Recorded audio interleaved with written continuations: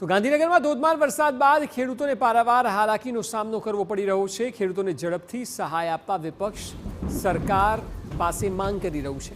ખેડૂતોને પડતી હાલાકી મુદ્દે કોંગ્રેસના નેતા અમિત ચાવડાએ પણ નિવેદન આપ્યું। જો સમયસર સહાય ન મળે તો ખેડૂતો બરબાદ થઈ જાય છે। ચોક્કસ સમય મર્યાદામાં ખેડૂતોને સહાય ચૂકવવામાં આવે તે ખૂબ જરૂરી છે તેવું તેમણે જણાવ્યું। લોકોની આખી સિઝન બરબાદ થઈ ગઈ હોય, નવી સિઝન કે ફરી વાવણી માટે રોપણી માટેની વ્યવસ્થા કરવાની હોય તો એવા સંજોગોમાં જો સમયસર સર્વે થઈને એને સહાય ના મળે તો ખેડૂતો આર્થિક રીતે પાયમાલ થાય છે।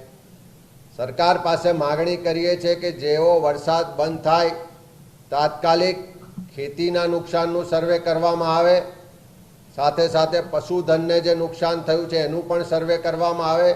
જે જમીનો ધોવાઈ ગઈ છે, જમીનમાં રેતી આવી ગઈ છે, એના કારણે જમીનો બરબાદ થઈ છે એનું પણ સર્વે કરવામાં આવે અને એક ચોક્કસ સમય મર્યાદા નક્કી કરી અને એને સહાય ચૂકવવામાં આવે એવી માગણી કરીએ છીએ।